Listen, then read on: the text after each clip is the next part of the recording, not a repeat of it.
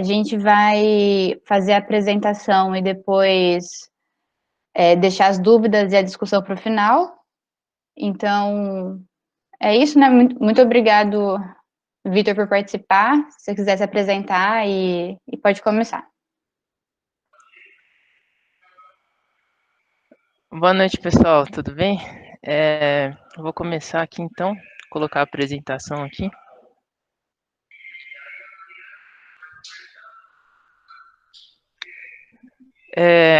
Antes de começar, eu só queria deixar avisado aqui, a minha internet está um pouco ruim, então qualquer coisa que começar a travar, aí se quiserem me avisar aí, eu volto e repito, então fica à vontade aí para me parar aí. Queria começar me apresentando, né? Eu sou o Vitor, né? Eu tô nessa. Eu comecei na. Eu me formei na Unesp, né? Recentemente, em 2018. Meu trajeto na hidrogeologia, ele começou por volta de 2016. Eu comecei no LEBAC, né? Eu sou cria do LEBAC. Então, eu comecei em 2017, um estágio na mineração. E foi. E eu já diretamente nessa área da hidrogeologia. Eu tive muita sorte que em pouco tempo, né, formei em 2018, em pouco tempo eu consegui ver uma série de processos, né, várias fases da mineração. Eu tive contato já com minas em plena operação, projetos de mina, né, minas a serem implantadas, minas na sua fase final, né, de produção. E agora eu embarquei num novo desafio, que são as minas já paralisadas.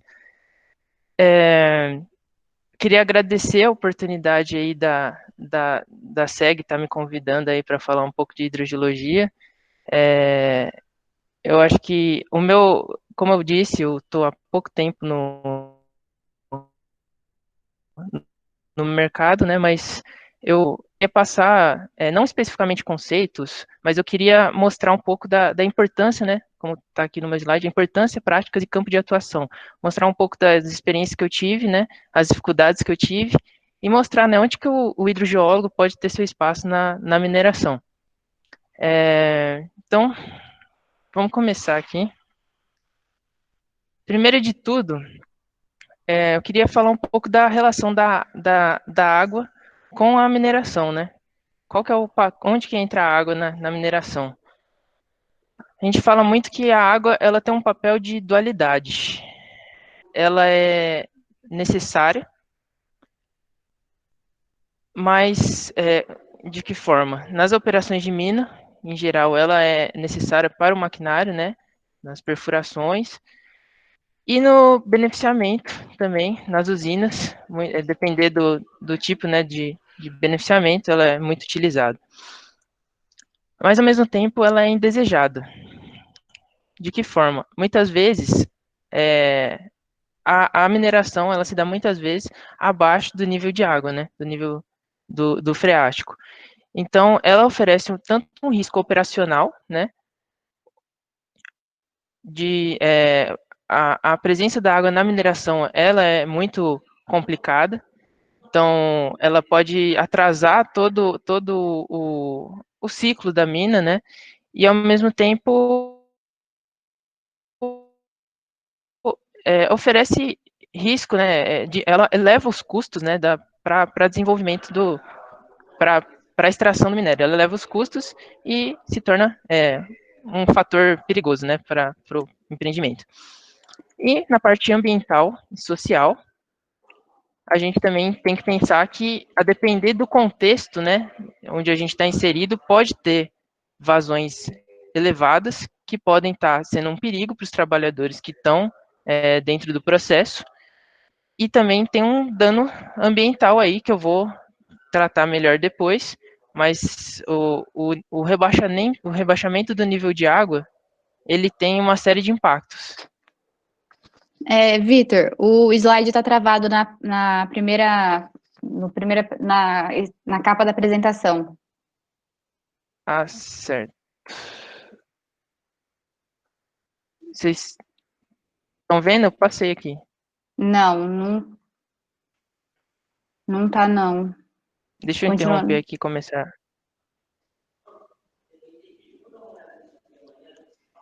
Eu vou fechar meu vídeo para ver se melhora um pouco, tá?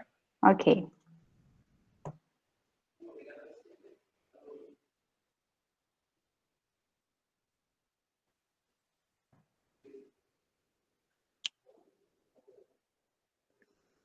Passou aí?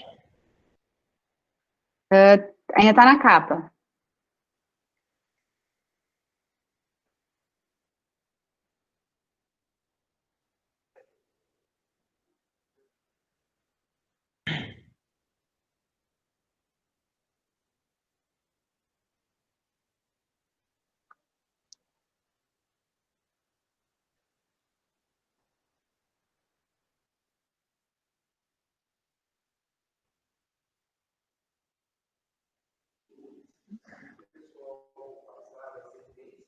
Ainda tá?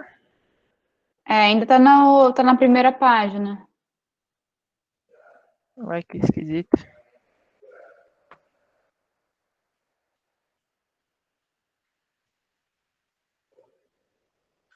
Será que não tá fixado na primeira? Não sei se dá pra fazer isso, mas congelou a primeira página, será?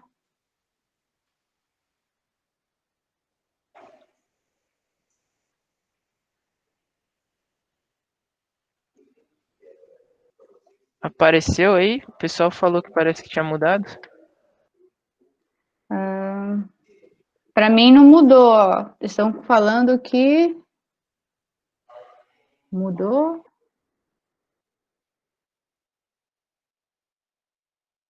Comentaram pra você tentar transmitir a tela inteira. Não sei se funciona.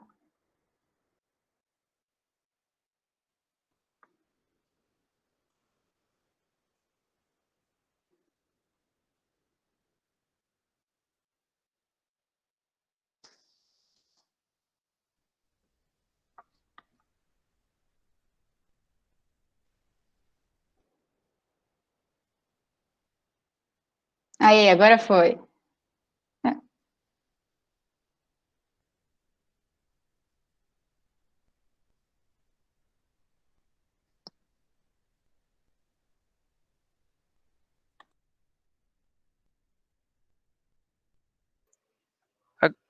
Foi aí, gente?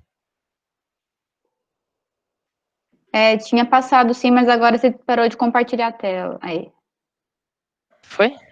tenta de novo. Passei aqui. Não tá aparecendo.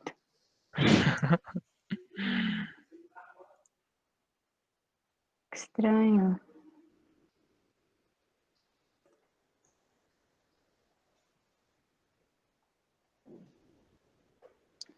Comentaram que foi. Talvez seja só o meu. Não sei.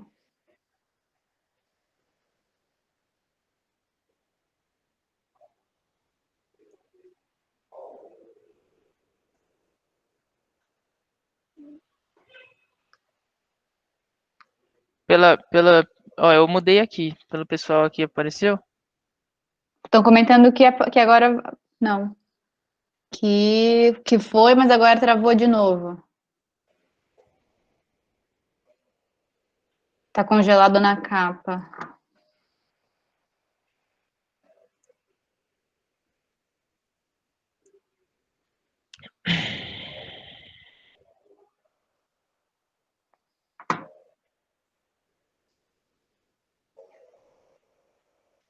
E agora? Não, continua sem. E se fizer só no modo apresentação, sem a tela cheia? Aí pelo menos a gente resolve esse pequeno problema. Tá. É porque tem umas imagens aqui que estão sobrepostas. Ah, entendi. Tá, mas a gente vai resolvendo. Ó, sugeriram colocar em modo leitura, Modo leitura. que eu acho que é o livrinho aí embaixo, não sei se. Será que foi aí? Agora tá passando. Ah, beleza. Então, vou começar aqui de novo. Como eu estava falando, parei nessa parte dos riscos, né? Operacionalmente, a presença de água ela eleva os custos da mineração e atrasa o ciclo da mina, né, da operação, que prejudica, né, os lucros do empreendimento. E nessa parte ambiental e social, perigo para o trabalhador, né? E ambientalmente ela tem um risco aí de estar comprometendo algumas questões, né? Se comprometendo em questão de rios, da área, lagos, etc. Que eu vou entrar em detalhe daqui a pouco. Bom, então, nesse sentido, qual que é o papel do hidrogeólogo na mineração? O hidrogeólogo não é toda mina que vai precisar de um hidrogeólogo focado nela, deixar claro isso primeiramente. Existem muitas minas que elas têm uma vazão muito baixa, mas ao mesmo tempo, e também tem outras até que nem chega a estar explorando acima, abaixo do lençol freático. Quando o hidrogeólogo é de fato necessário, a gente tem uma série de obrigações, né? Tem uma série de áreas para estar atuando. A gente pode estar dando suporte técnico na previsão de vazão e surgências na mina. Eu trabalhei muito em mina subterrânea, então isso aí é muito importante, né, dentro do contexto da mina subterrânea. Definir as melhores alternativas para o desaguamento da mina, em relação a estar definindo as melhores estratégias em relação a custo versus eficácia. Identificar os tratamentos, identificar e dar suporte técnico, né, para estar definindo os tratamentos a impactos ambientais, que pode estar dando o rebaixamento do nível d'água. Garantir o respeito às condicionantes ambientais, porque para a gente realizar o rebaixamento, a gente precisa ter uma outorga de rebaixamento, emitida, no caso de Minas, pelo IGAM ou aí em São Paulo pelo DAE. Então, e quando a gente recebe essa outorga, existem uma série de condicionantes que a gente precisa estar mantendo para estar conseguindo manter essa outorga. Caso essas condicionantes não são atendidas, a gente perde a outorga, e sem a outorga para estar rebaixando, a operação toda fica comprometida, né? Também a gente dá suporte técnico à fase de descomissionamento da mina, né? E, no caso, alocação de postos, tanto no caso de postos de rebaixamento ou postos mesmo de captação para uso nas operações. Como eu disse que a água, né, ela é muito utilizada nas operações e no beneficiamento. Bom, então, quais são os meios que a gente tem para estar cumprindo aquelas obrigações, né? Monitoramento, pesquisa e modelagem, resumidamente. Então, o monitoramento não só para estar atendendo as condicionantes, mas estar reunindo um banco de dados para realizar uma análise, identificação dos impactos, né, que tiver durante o rebaixamento. Pesquisa, né, não só da hidrogeologia em si, mas do próprio meio geológico, e depois, sim, dos parâmetros hidrodinâmicos e hidroquímicos do aquífero. Modelagem, que seria tanto, no caso, modelos interpretativos ou preditivos, para melhor conhecer o contexto hidrogeológico da região, ou estar realizando simulações para estar planejando novos projetos e otimizar as operações de mina. Então, eu quis dar uma ênfase nas áreas, né, onde a hidrogeologia ela está atuando, ela atua na mineração. Então, eu desenhei os slides dessa forma aqui, e junto, em cada fase, eu vou explicando um pouco de conceitos que a gente utiliza em projetos. Então, a hidrogeologia ela está presente em todas as fases do ciclo de uma mina, desde a exploração até depois de fechar ela. Então, eu vou começar aqui falando um pouco da fase da exploração e pré-viabilidade. Eu juntei essas duas. Bom, na fase de exploração, de prospecção mineral, é importante, mais nas fases assim mais avançadas, quando já está delimitando, definindo melhor a geometria do corpo, é muito importante que a geotecnia e a hidrogeologia elas comecem a estar atuando também. Não é só o teor que é importante para estar abrindo o projeto, né? É importante saber quais os desafios que a gente vai enfrentar quando chegar no minério. Então, é importante a hidrogeologia estar acompanhando de perto a equipe da geologia de exploração, né? E está dando um foco, não só acompanhando a evolução dos conhecimentos geológicos, mas também está agregando uma descrição diferenciada dentro além do que é padrão, né, na exploração. Na hidrogeologia, a gente tem alguns parâmetros que a gente tem mais interesse, né? Principalmente, a gente tem o grau de recuperação, né, do furo. Aqui nessa primeira imagem, a gente vê que tem uma série de porções do furo que não foram recuperadas. Isso aqui está uma grande profundidade, provavelmente é uma zona ou preenchida por material por um material friável, né? Ou, ou não estaria preenchida por água mesmo. Então, é muito importante a gente estar definindo essas zonas, provavelmente uma cavidade em profundidade, porque é onde a água vai estar presente. Na figura da direita aqui, a gente também seria o segundo aspecto que a gente tem interesse, que é o grau de dissolução, as feições de dissolução ou oxidação na rocha. Essas feições indicam a passagem de água. Outro fator que a gente tem interesse é o grau de fraturamento, que também, é lógico, né, as fraturas naturais, né, não as que são provenientes da sondagem, mas elas também indicam, né, nos aquíferos fraturados e kársticos, né, as passagens de água. Além disso, né, outro ganho que a gente tem em estar acompanhando o trabalho da prospecção é muitas vezes estar aproveitando os furos da exploração mineral para estar desenvolvendo alguns instrumentos já de monitoramento, né? No caso, não são furos específicos para hidrogeologia, né? Eles são furos que a gente vai estar aproveitando só para estar adiantando o nosso monitoramento, e são os indicadores de nível d'água, né? Eles não monitoram a variação do nível d'água específica de um determinado aquífero, porque os filtros, ele é aberto em toda a sua extensão. Então, ele, na verdade, pega um nível d'água médio das diferentes unidades pela qual ele passa. Não é informação ideal, mas, como eu disse, já é alguma informação. E, lógico, né, tá realizando furos específicos para hidrogeologia e aí sim desenvolver realmente os pesômetros para estar acompanhando a variação do nível d'água em determinadas unidades, né, do nosso empreendimento aí.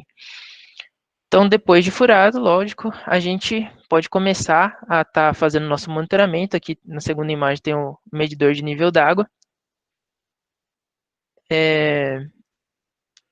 E aqui tem um exemplo de gráfico, né, da variação dele, né, de acordo com os períodos chuvosos e secos. Bom, outros pontos a serem monitorados são a vazão de rios, né, no caso seria a fluviometria. Esse é um aspecto muito importante para estar monitorando, porque ela vai ser importante para estar organizando, eu vou falar futuramente, mas o nosso modelo conceitual da área.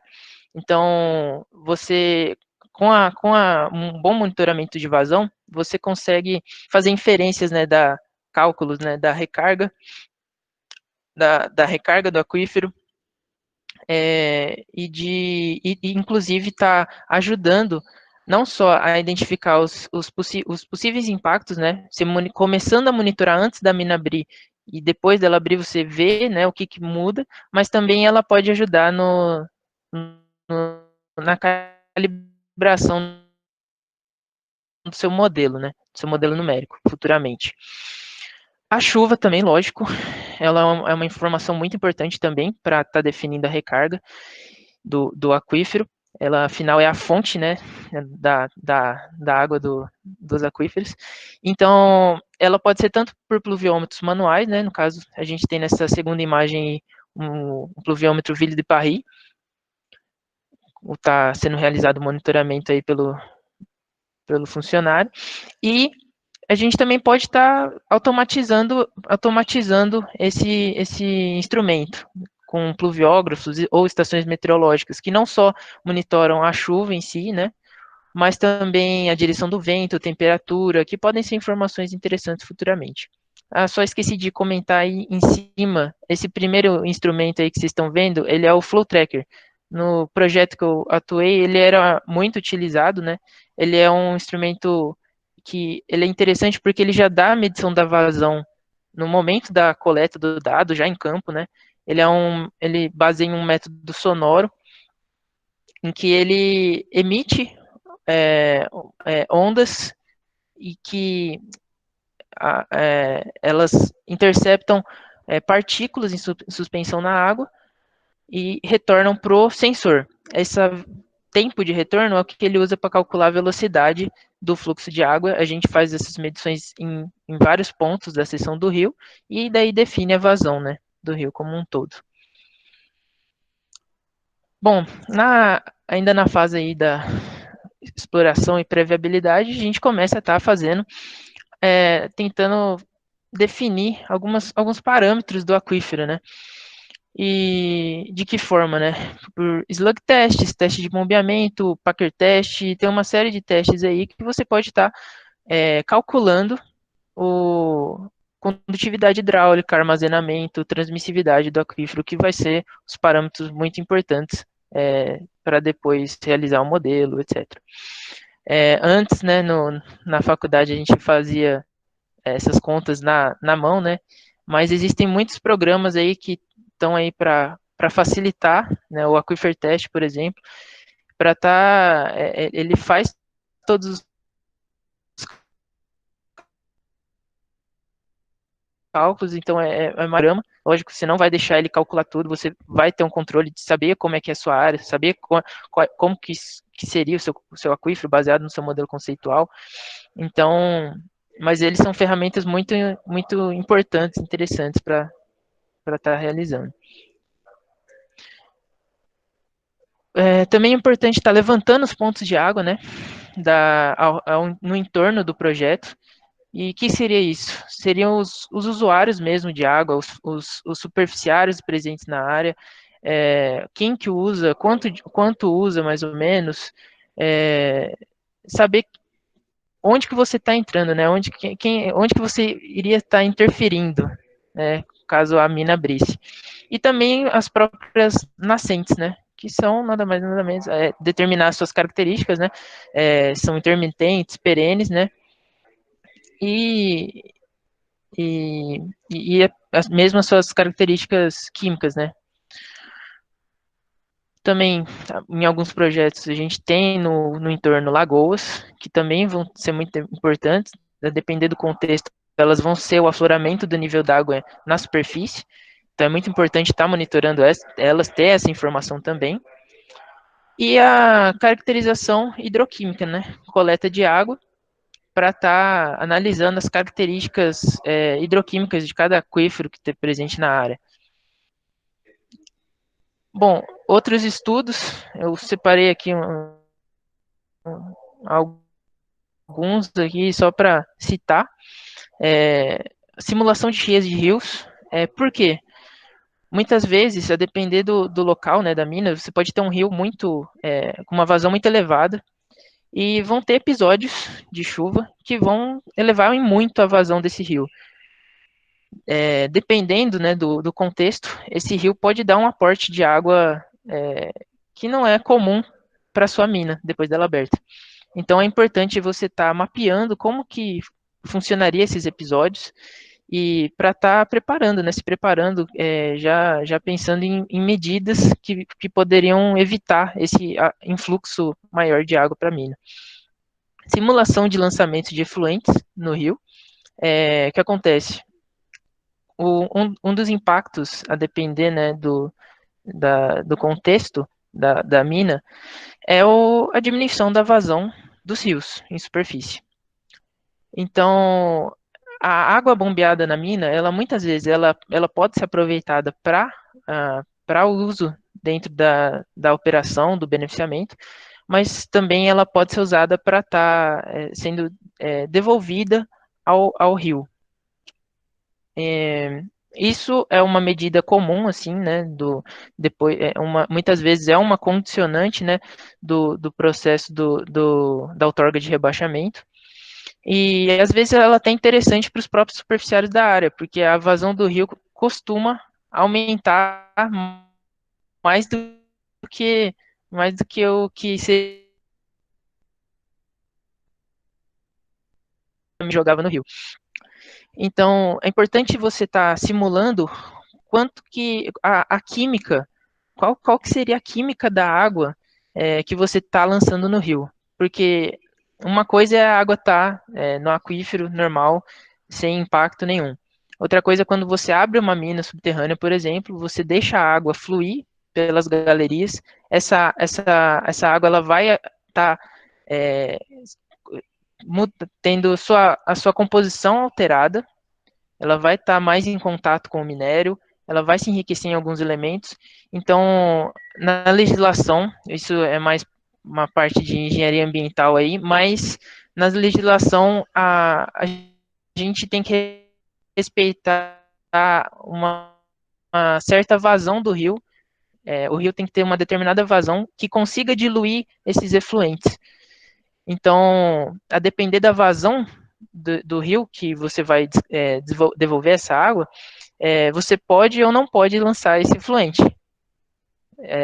Por isso que, inclusive, o monitoramento da vazão dos rios é muito importante, porque dependendo de um período seco aí em que a vazão do rio diminui muito, ele não vai conseguir diluir os efluentes que você jogar nele, de acordo com a legislação. Então, você vai ter que parar de lançar água ali. Bom, também temos os traçadores, né? Tanto os artificiais como os naturais, né? Os artificiais, a gente tem essa imagem, essa pluma verde no rio aí não é contaminação, tá, gente? Elas são os traçadores fluorescentes, no caso aí seria a uranina.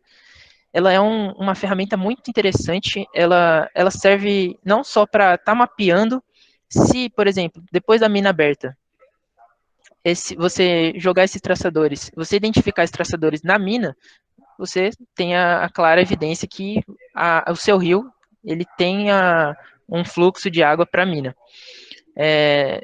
Além de definir isso, você também pode fazer uma série de inferências também acerca da condutividade do maciço, né? O tempo que ela chega na mina, por exemplo, ela vai ajudar nas inferências da condutividade do maciço.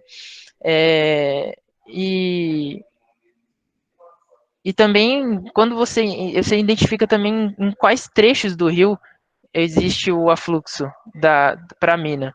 E se você identifica as estruturas lá embaixo que estão diretamente ligadas com o rio e você fechar elas, por exemplo, você pode dar um impacto muito positivo, elevando a vazão do rio.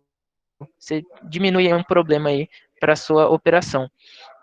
Bom, também tem nos traçadores os isótopos, né? Os isótopos estáveis, de hidrogênio, por exemplo.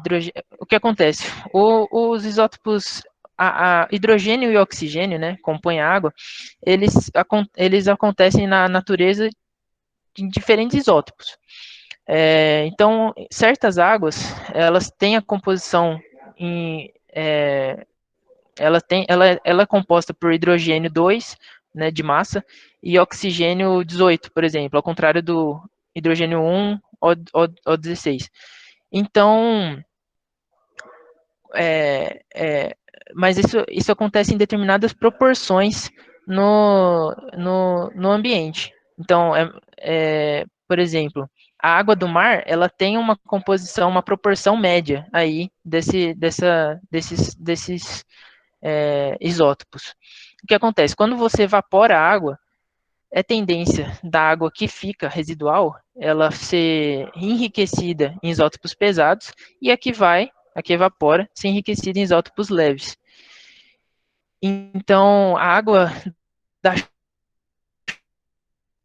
chuva, ela tende a ser mais leve do que a água do mar. E existem uma série de fatores, como latitude, temperatura, altitude, que vão definir a variações nessas proporções de isótopos pesados e leves. No caso, então, isso faz com que a água do mar tenha uma assinatura isotópica, a água da chuva tem uma outra assinatura isotópica, depender do local que você está, a água subterrânea tem uma assinatura.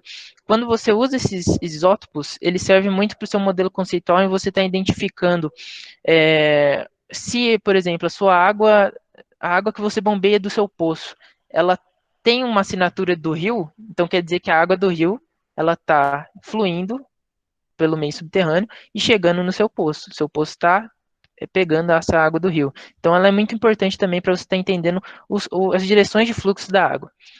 E a geofísica aqui, por fim. Essa aqui é uma imagem do meu TCC. Você, lógico, principalmente a geofísica na parte de eletroresistividade aí, ela é muito interessante para a hidrogeologia. Está definindo aí pontos de umidade ou mesmo de realmente cavidades preenchidas por água ou cavidades preenchidas por solo. No caso aí, o meu TCC foi num contexto de karst, então essas estruturas em rosa provavelmente são cavidades. E também ela me auxiliou também muito para estar definindo mesmo o contato, né, de unidades geológicas para estar ajudando na modelagem geológica. Outro ponto que a gente pode citar aí é a gravimetria. A gravimetria ela é muito interessante para estar definindo o topo do maciço rochoso, né? A interface entre o solo e a rocha, que para o ambiente de karst é muito importante também. Bom, na fase de viabilidade, eu vou falar principalmente sobre modelagem, né? Porque o modelo ele dá muitas respostas para ver se o projeto ele vai ser viável ou não. Bom, para iniciar aqui, o que seria o modelo, né? Os modelos eles representam situações reais de uma forma simplificada, de uma forma simplificada. Ele pode ser um interpretativo, ou ele pode ser, no caso de simular, né, condições futuras ou passadas, ser chamado de preditivo. Existem uma série de modelos, eu vou entrar entrar em detalhe aqui dos modelos matemáticos, né, que tá mais em discussão, né, em mais uso atualmente, né, principalmente por conta da evolução dos computadores. Mas os modelos matemáticos eles são basicamente compostos por 3 elementos: equação governante, condições de contorno e condições iniciais. A equação governante, para a hidrogeologia, vai ser a equação de fluxo de água subterrânea, principalmente, né? E essa equação ela pode ter uma série de resultados, de produtos. Então, o que vai restringir os seus resultados? Vão ser as condições de contorno e as condições iniciais.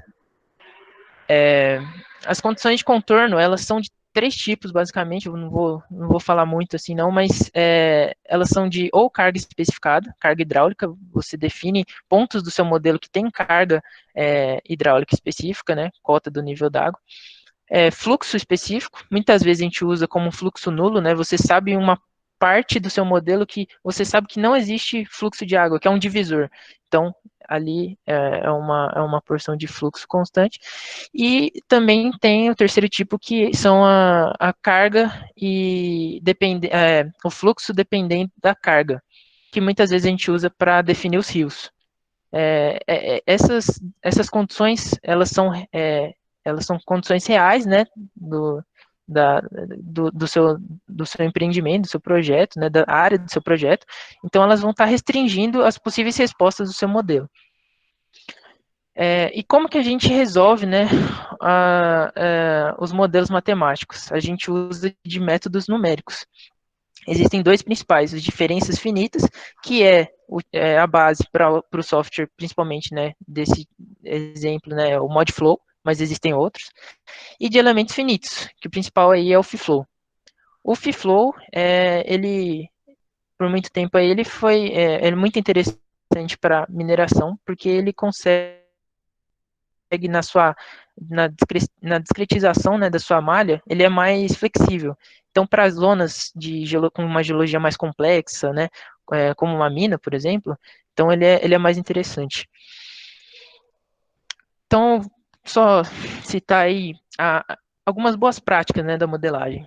Bom, existem diversos autores que definem, né, um passo a passo para a modelagem. Esse daí é baseado na Anderson e Vosner, que foi o que eu usei no meu TCC, mas basicamente, eles giram em torno mais ou menos nesse princípio aí, nesse passo a passo, que é identificar um objetivo para o modelo, construir um modelo, fazer o design do modelo, passar o modelo matemático, né, para o computador, que seria o modelo numérico em si. A discretização da geologia, inserir os parâmetros e começar a calibração. Depois que você terminar de calibrar, o seu modelo está mostrando o que acontece na realidade, aí você consegue simular e prever, né, predizer o que poderia acontecer em diferentes cenários. Bom, então, o que eu destaquei aqui, objetivo.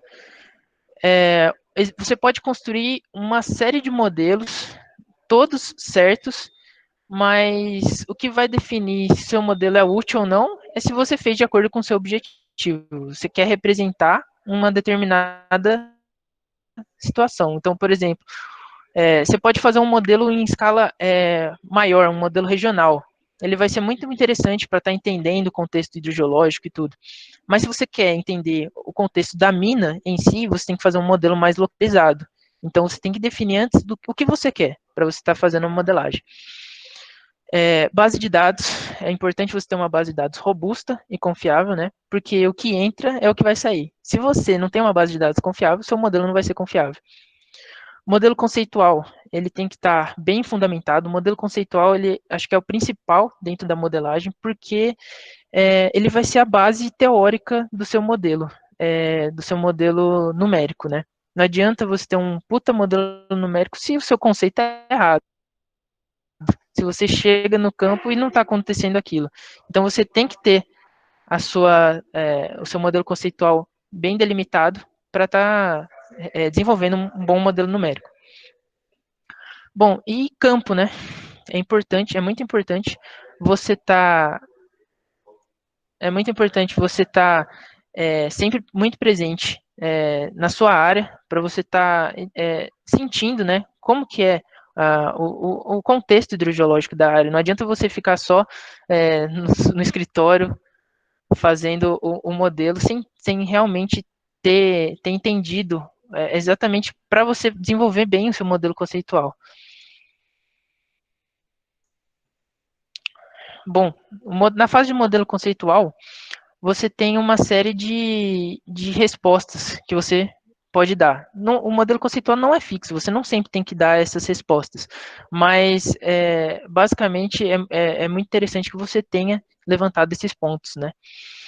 Bom, os limites do modelo, qual é o limite que você vai definir para ele, né? Normalmente vão ser delimitados por condições de contorno, né? Seria rios ou uma geologia que tem um litotipo que ele é impermeável, daí varia.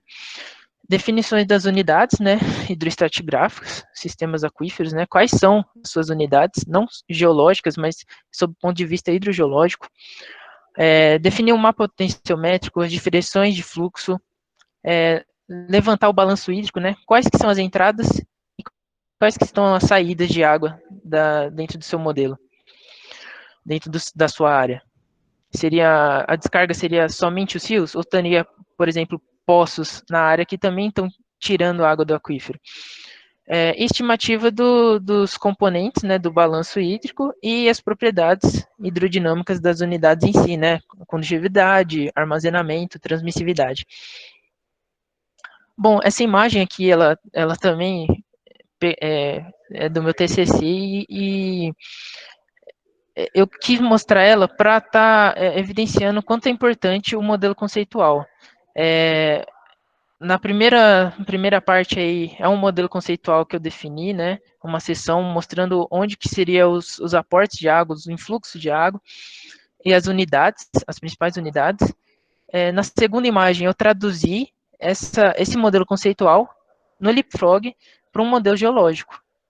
E depois disso, eu passei para o modelo numérico hidrogeológico, né, nessa terceira imagem, representando bem o meu modelo conceitual e a geologia da área. Então, é muito importante a base conceitual que você tem, porque é ela que vai ser o seu produto final, né. Bom, depois de ter definido a geologia, você começa a inserir os seus parâmetros, né? Condutividade, hidráulica, armazenamento. É por isso que é muito importante você ter tido uma base de dados boa, você ter feito teste de bombeamento, ter definido os parâmetros em campo, porque é aí que você vai ganhar muito tempo com isso. Porque você define já um ponto de partida, né, de onde começar. O processo de calibração é você estar representando a realidade no seu modelo. Você fazer com que o seu modelo ele compute os dados que realmente você monitora. Para isso, você delimita pontos de observação, né? São pontos onde você tem o monitoramento, por exemplo, postos de piezômetros, INAs, pontos de vazão de rio que você tem calculado, e você compara com o que o modelo está te dando. Compara os dados reais com o que o modelo está te dando, o que o modelo calcula. Você vai alterando o que o modelo calcula, alterando os parâmetros de condutividade, de recarga, de armazenamento. Então, você vai testando vários, respeitando o seu modelo conceitual, até que os parâmetros, o que é calculado e o que é computado, o que é calculado e o que é observado, eles fiquem próximos, né? Então, esse gráfico aí, ele mostra isso. A gente vê aí uma carga hidráulica observada, né, no eixo X e uma carga computada no eixo Y. Quanto mais próximo esses pontos caem nessa reta, mais bem está calibrado o seu modelo. E a gente faz o controle com dados estatísticos, né, que a gente usa o erro absoluto, variabilidade, RMS, e existem aí uma porcentagem de erro que é normalmente respeitada, né, quando você faz a calibração. Depois que seu modelo está representando realidade, você começa a poder simular, né, os diferentes cenários que podem ter baseado no seu projeto. Então, por exemplo, você pode inserir poços ali no seu modelo e está identificando o quanto que, se eu colocar um poço com uma vazão X aí, quanto que vai rebaixar o aquífero? E se eu colocar dois? Se eu colocar a mina subterrânea ali em profundidade, as surgências que vão entrar na mina, quanto vai ser de vazão de aporte para a mina? Isso são respostas que o modelo pode simular depois de estar calibrado. E ele é muito importante porque ele vai definir os custos, né? Quando você sabe a vazão, você consegue definir exatamente as alternativas de desaguamento que são possíveis, que são eficientes e qual o custo que seria elas, né?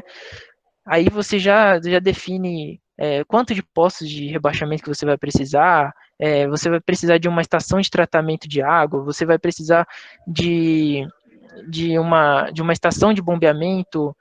Então, é uma fase que é crucial para o projeto. Também você vai estar identificando os possíveis impactos da mina na área. Então, você não só identificando os impactos, mas as possíveis medidas de remediação.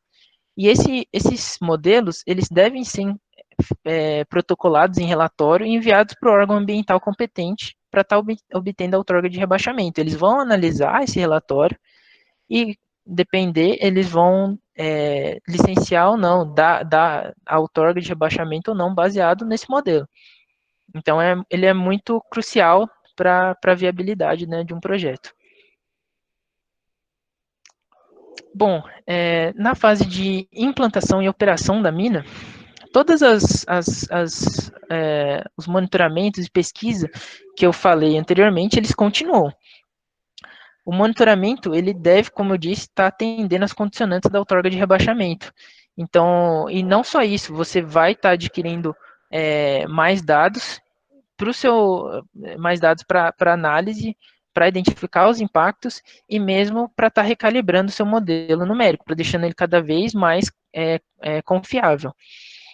E também na mina, durante o ciclo da mina, novos projetos ocorrem. Às vezes você quer acessar uma área em que pode ter alguma vazão, mas você não tem informação porque os seus furos de superfície não chegaram lá.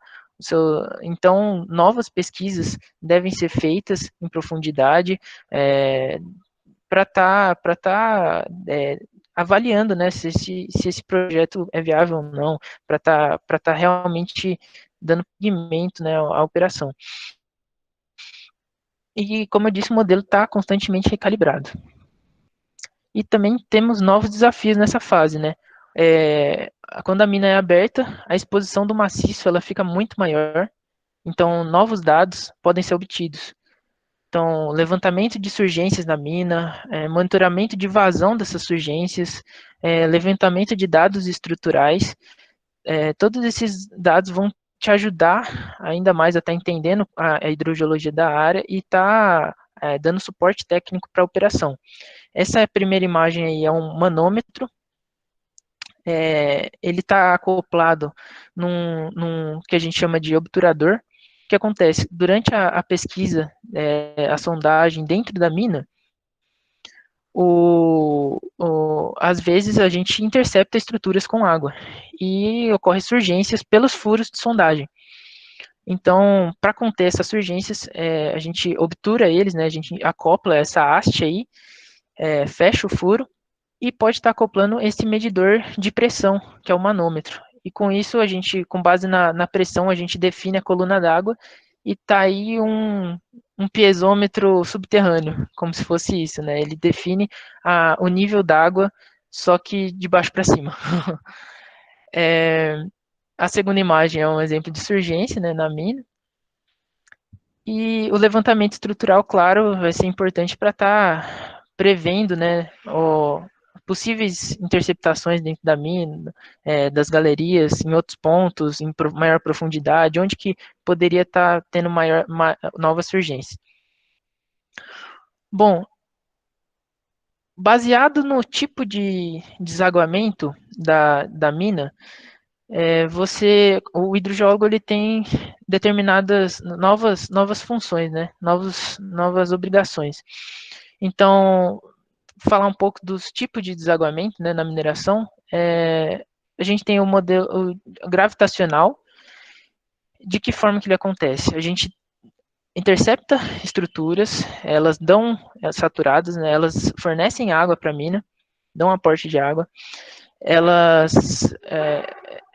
a gente deixa a água fluir pelas galerias ou direciona, que nem eu falei, às vezes os furos de sonda elas estão com água, então a gente direciona com tubos esses furos com surgência para pontos de acumulação de água, que estão definidos para acumulação de água, e em que se encontram as estações de bombeamento, né?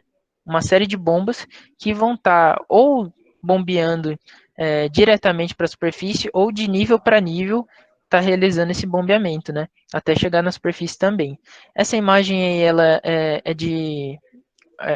essa última imagem das bombas aí, ela é um caso que seria um dos mais complicados hidrogeologicamente, né? Que é vazante. Então, é a estação de bombeamento de vazante e ela tem foi apresentado, né, em 2018 pelo hidrogeólogo de lá, né, sobre o desaguamento da mina, e ela tem uma capacidade de bombear cerca de 19 mil metros cúbicos hora. Então, é uma vazão muito elevada e esse é um dos modelos, né.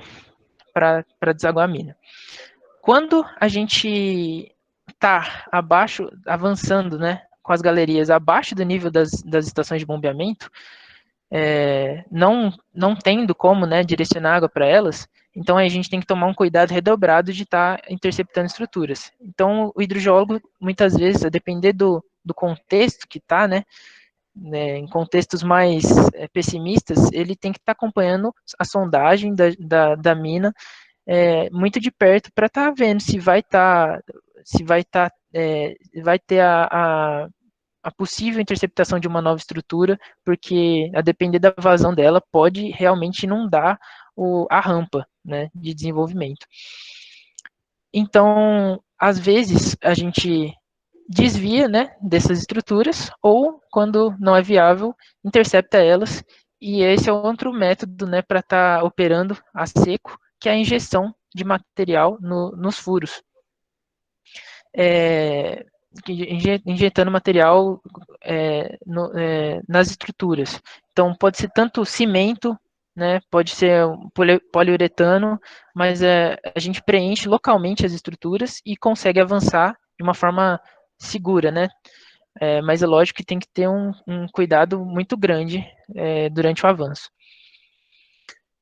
E outro método seria os postos de rebaixamento, né? Esse método, ao contrário dos outros, ele seria a ideia de estar secando o maciço antes de estar chegando antes de estar avançando a mina, né? Você chegar no ponto que você quer, onde ele já estaria seco.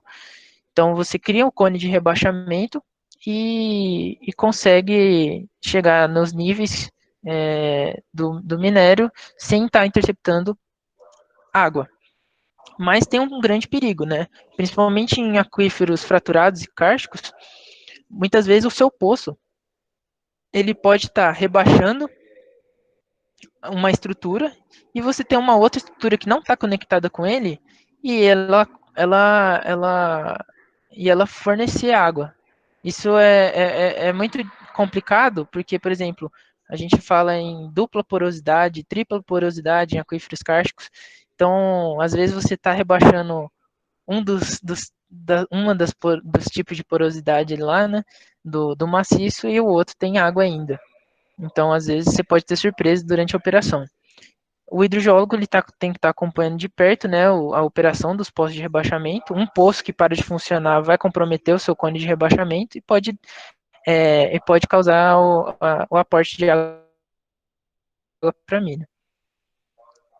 Bom, os impactos que a gente causa, né, com a operação, com o rebaixamento do nível d'água. Separei aqui alguns.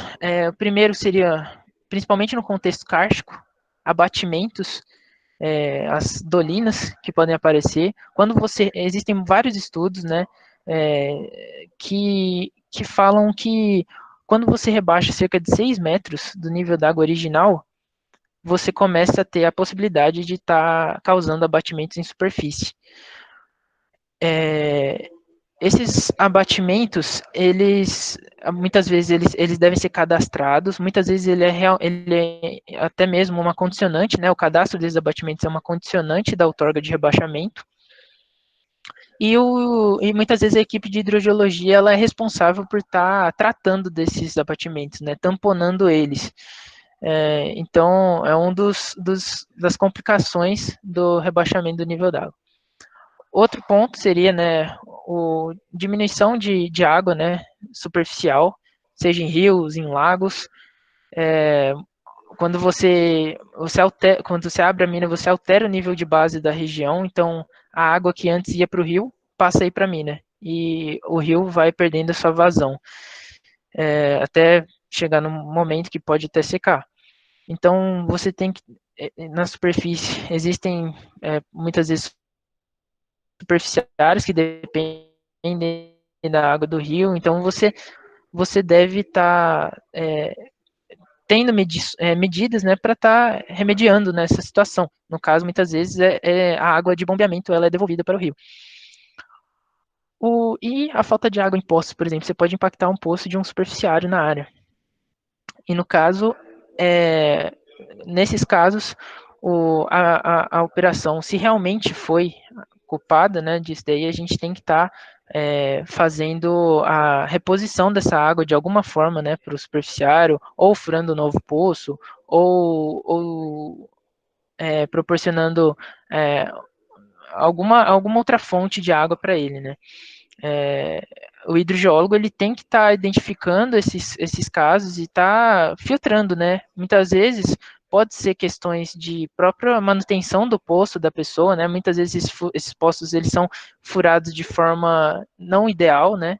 Tecnicamente, eles não têm manutenção, não fazem o desenvolvimento do poço, é, ou mesmo pode ser questões de seca mesmo da região, às vezes a região está com um ciclo de baixo de chuvas, pode estar diminuindo a vazão do poço dele. Então são vários fatores e é responsabilidade do hidrogeólogo estar definindo, né, o que realmente é impacto ou não da mina. Então, finalizando aí com a última fase, né, fechamento e pós-fechamento. Mesmo na fase de operação, é importante que o modelo numérico ele possa estar simulando a recuperação do nível de água. Então, qual o nível depois que parar o bombeamento, qual o nível de água que a mina vai se estabilizar? Em quanto tempo que ele vai tá chegando nesse nível? Esses resultados eles devem estar protocolados também em relatório e enviados para o órgão ambiental. E mesmo depois do fechamento da mina, a gente tem que continuar o monitoramento para ver como que ele está se comportando com a encerramento da operação e até que ocorra a descaracterização, né, da mina, do empreendimento. Então, é isso que eu queria passar. Quem quiser, eu não sei se eu fui claro, mas quem quiser tirar alguma dúvida aí, acho que está aberto aí para as dúvidas.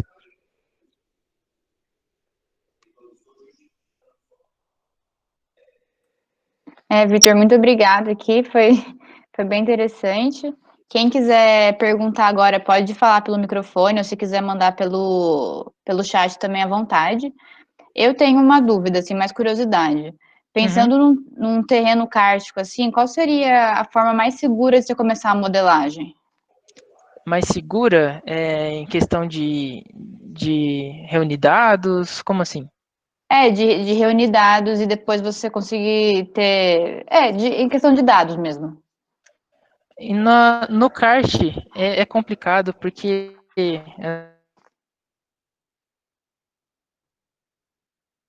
até vi uma palestra uma vez que a pessoa ela fala que é difícil a efetividade dos piezômetros, né, no ambiente kárstico, porque às vezes você está pegando o nível de água, por exemplo, do maciço, do rochoso, ou da ou da de uma descontinuidade ou de um conduto kárstico. Então, às vezes você vai fazer um mapa potenciométrico reunindo vários piezômetros no karst e dá um mapa muito, vamos dizer, estranho. O karst ele é um mundo à parte. Você tem que várias bibliografias falam muito de você estar acompanhando as dolinas que tem na área, tá monitorando, né, elas, e principalmente as nascentes. As nascentes elas vão ser a principal ponto, né, de descarga do aquífero. Algumas nascentes elas têm vazões muito elevadas e elas vão esse monitoramento dessas nascentes podem dar respostas muito interessantes, né, para definir a recarga do aquífero, para definir alguns parâmetros dele. Então, mas assim, na questão do modelo, muitas vezes a gente assume o modelo em si, ele é específico, na verdade, né? A base dele é para ambientes porosos. Quando você está num kart, você está num ambiente totalmente diferente disso, né? Então, o que a gente faz normalmente é estar aproximando, né, por escala. Numa escala pequena, você tem um aquífero totalmente heterogêneo, mas numa escala muito maior, você pode estar encarando esse aquífero como um aquífero poroso aproximado, entendeu? Se você tiver numa escala muito maior, ele passa a ser até um comportamento poroso. Então, agora, modelos mais localizados, né, como o de mina, daí já é mais complicado. Agora, modelos interpretativos regionais, aí sim essa aproximação é coerente. Entendi. Obrigada. Era uma curiosidade minha mesmo. Ó, perguntaram Uhum. aqui se você acompanha alguma revista científica para se inteirar das novidades e trazer novas ideias. Ó, uma revista específica, assim, eu mais procuro estar acompanhando, né, vídeos no YouTube. A gente tem agora tem uma sessão muito interessante, né, de webinar que a Water Service ela tem, tem apresentado. Eles falam de várias questões de modelagem, eles falam muito sobre métodos de cálculo de recarga, é, interpretação de teste de bombeamento. Então, sempre que eu posso, eu participo, né, para estar me mantendo atualizado das novidades de modelagem, essas coisas. Mas uma revista específica, assim, eu não costumo acompanhar, não. Outra aqui é como é o uso de GPR para mapear fraturas para hidrogeologia.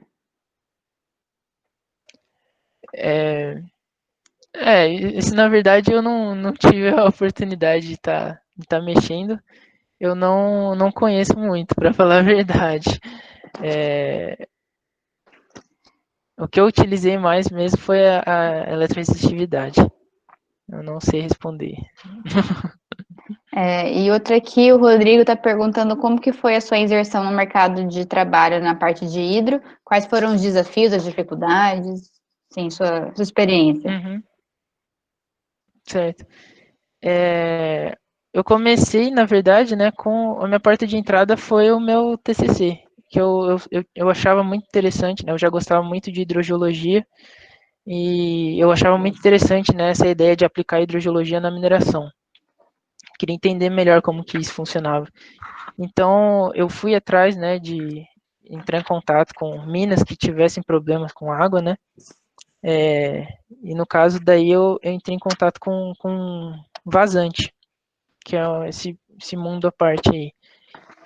E quando eu falei da ideia de fazer um TCC, eles acabaram me abraçando essa ideia, né? Tinha um projeto novo a ser desenvolvido, né? Em uma outra área e eu fiz a modelagem, né? Uma primeira etapa da modelagem, né? E nesse processo aí eles me chamaram, abriram um processo de estágio e eles me chamaram para estar estagiando na área de hidrogeologia. E a partir daí fui ficando, né? Acabou que eu consegui uma vaga, fui efetivado e continuei na área e gosto bastante. Pessoal, mais alguém tem alguma dúvida, algum comentário? Aqui, em geral, Williane perguntou, em geral o hidrogeólogo é contratado diretamente pela empresa para todas as fases ou trabalha mais como consultor? Aí, então, varia, né, de mina para mina, mas em minas que tem um contexto mais pela mina. Quando essa mina ela não tem um aporte muito grande de água, então é comum que ocorra a terceirização mesmo para os consultores, etc. Mas mesmo nesses conceitos, nesses contextos mais complexos, é, a equipe da hidrogeologia ela tem muita interface com consultoria, porque é, existem vários projetos, né, serem desenvolvidos e mesmo por vezes, né, os órgãos ambientais eles necessitam, né, um cross-check do que você está fazendo. Então, às vezes você desenvolve um modelo em parceria com consultorias, você contrata consultorias para estar realizando pesquisas, por exemplo, teste de bombeamento ou uso dos traçadores. Então, na verdade, é bem misto. Entendi. Ó, perguntaram também se no atual momento, Qual é a sua opinião em relação ao mercado? Ele é promissor? Olha, eu vejo que a área ambiental como um todo, ela tem chamado grande parte dos alunos que estão se formando aí, eles têm ido para a área ambiental. A área de hidrogeologia, nesse sentido, né, ela tem muito essa interface, não só operacional, mas principalmente ambiental. Então, eu vejo que está crescendo muito, principalmente nas consultorias, né, mas na mineração também, eu acho que hoje em dia está saindo um pouco do foco, né, aquele modelo de geólogo tradicional e tá entrando mais, quando você se desenvolve em outras áreas paralelas, você tem ganhado muito espaço. É o caso da geoestatística, é o caso da geotecnia, que hoje em dia está realmente borbulhando, e a hidrogeologia também. Inclusive a hidrogeologia e a geotecnia, elas têm que andar muito juntas. Sim. Uma pergunta aqui da Samara. Como diferenciar entre um aquífero local e regional em uma mina? Certo. Quando eu falo nessa escala local e regional, eu estou falando exatamente na questão do modelo, que assim, o modelo quando você está trabalhando numa escala local, você tem que definir, por exemplo, passam a ser importantes estruturas das falhas menores, passam a ser muito decisivas, né, na hora de você estar construindo o seu modelo. Num contexto regional, os fluxos, o fluxo regional ele se torna muito mais ele não depende tanto dessas fraturas locais, ele depende de grandes estruturas. Então daí é aí que entra essa diferença. Os aquíferos vão ser os mesmos, só que você vai estar olhando de uma forma, de um ângulo diferente. Você vai estar definindo condições de contorno diferentes para estar representando o seu determinado problema. Pessoal, alguém tem mais alguma dúvida? Tem mais dúvidas aqui, ó. Pensando nos próximos passos aí da sua carreira, como que você deseja amadurecer e trabalhar futuramente nesse contexto de hidro na mineração? Eu queria, a partir de agora, né, eu queria estar dando um enfoque, que nem eu comecei agora numa outra empresa. Eu estou começando agora a dar uma visão mais aproximada de geotecnia. E na minha palestra eu não falei muito de geotecnia exatamente porque eu não tive tantas experiências, né, nessa interface. Mas onde eu estou começando agora, ela é totalmente importante, né? A poropressão, a variação do nível de água, ele varia a poropressão no maciço, então ele dá toda, ele é crucial na hora de você estar definindo a estabilidade, né, do talude, de uma barragem. Então, agora eu estou querendo estar explorando mais essa hidrogeologia na geotecnia. Perguntaram também sobre a remuneração no área de hidro, se é semelhante à de geologia, a sua opinião sobre. Olha, no contexto da mineração, você é contratado como um geólogo, como qualquer outro. Então, seria que é o que eu tenho, né, é, experiência, seria o salário de geólogo, como da exploração ou da operação de mina, é a mesma coisa. Na consultoria eu já não sei como que seria. Eu vejo por vezes, né, as empresas contratando nessa área geólogos como analistas, né? Analista ambiental, analista hidrogeológico.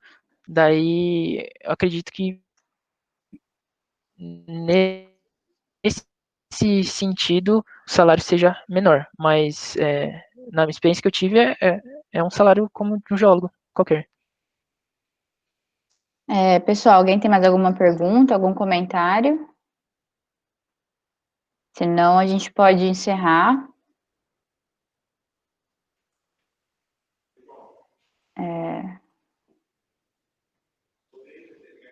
Acho que não. Então, muito obrigado, Vitor, de novo por ter participado, por ter feito essa contribuição para a gente aqui. Foi muito bom ter vocês. Muito obrigada também a todos que participaram e ficaram aqui até o final. E uma ótima semana para todos. Semana que vem nós teremos outra apresentação. Ainda não foi bem definido, mas fiquem de olho no Facebook e no Instagram que nós vamos divulgar. Muito obrigada de novo, pessoal. Obrigado, gente. Obrigado a oportunidade que vocês me deram e qualquer coisa eu estou à disposição também. Quem quiser entrar em contato pelo LinkedIn, pelo Facebook, eu estou à disposição aí e obrigado mesmo, fiquei muito feliz. Isso então. Tchau, tchau, pessoal. Até mais. Até mais.